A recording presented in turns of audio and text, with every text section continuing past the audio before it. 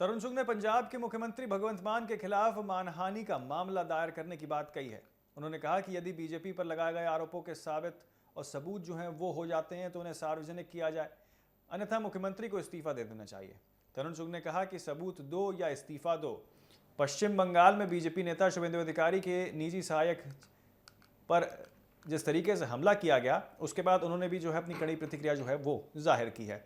उन्होंने इस घटना को बेहद जो है निंदनीय बताते हुए कहा कि मामले की जांच अदालत की निगरानी में होनी चाहिए। उन्होंने कहा कि दोषियों को किसी भी हालत में जो है बख्शा नहीं जाए और पूरी सच्चाई जो है वो सामने आनी चाहिए। इसके साथ ही आपको बता दें कि तरुण चुग ने ऑपरेशन सिंदूर की पहली वर्षगांठ का भी जिक्र किया। उन्होंने कहा कि देश भर में इस दिन को गर्व और सम्मान के साथ मनाया जा रहा है। प्रधानमंत्री नरेंद्र मोदी समेत कई नेताओं ने अपनी डीपी बदलकर सेना के साहस और बलिदान को सलाम किया है। बीजेपी नेताओं का कहना है कि राष्ट्रीय सुरक्षा और लोकतांत्रिक मूल्यों के मुद्दे पर पार्टी लगातार मुखर रहेगी। सुनिए।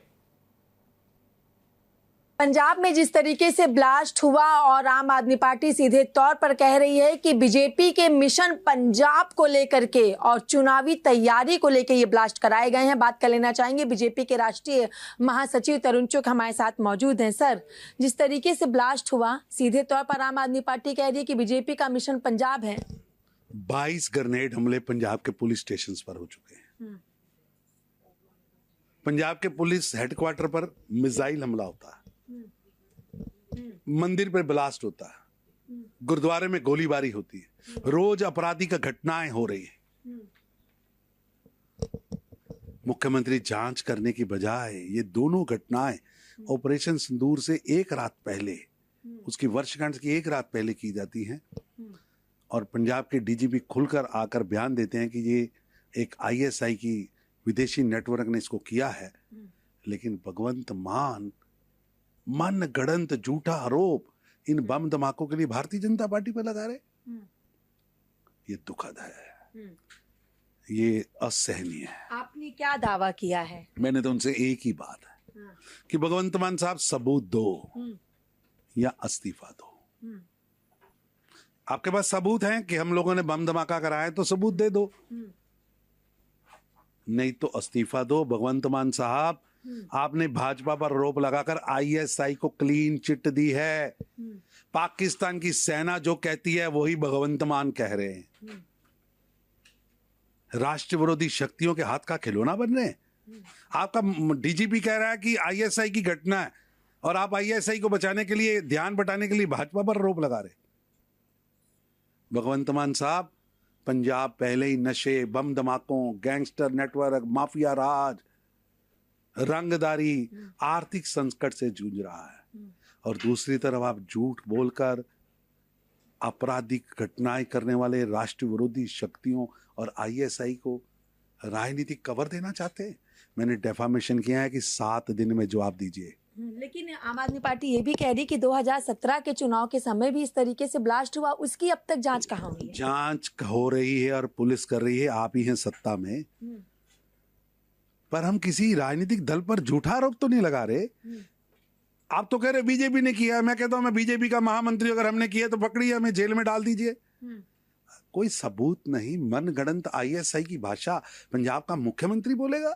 जी, एक अलग सा सवाल है।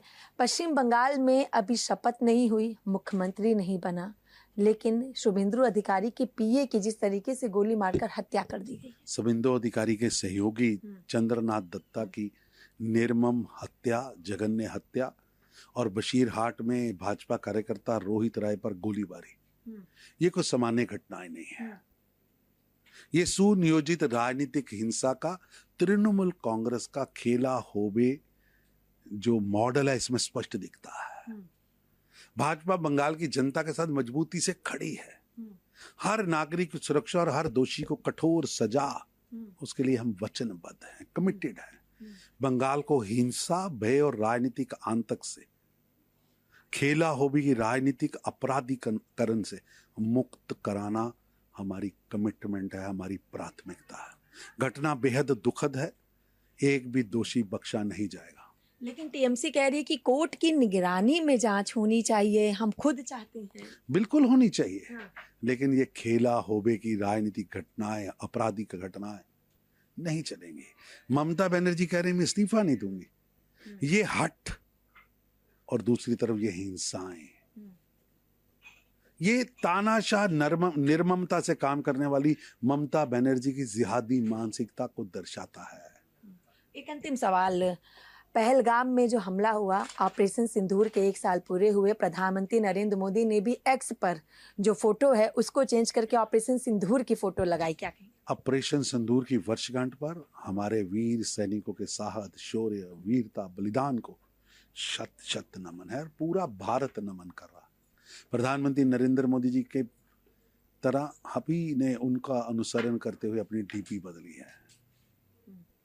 भारतीय सुरक्षा बलों ने एक बार फिर साबित कर दिया था कि भारत की सुरक्षा से खिलवाड़ करने वालों को करारा जवाब दिया जाएगा। ऑपरेशन सिंदूर केवल एक सैन्य अभियान नहीं है, बल्कि नए भारत की निर्णायक इच्छा शक्ति, राजनीतिक क्षमता, राष्ट्रीय संकल्प का प्रतीक है। अब छेड़ोगे तो छोड़ेंगे नहीं, अंदर घुसकर जाकर मारेंगे, चाहे वो भावलपुर हो, कराची हो या लाहौर। भारत की सेना की मिसाइलों पर टिकाने पर है।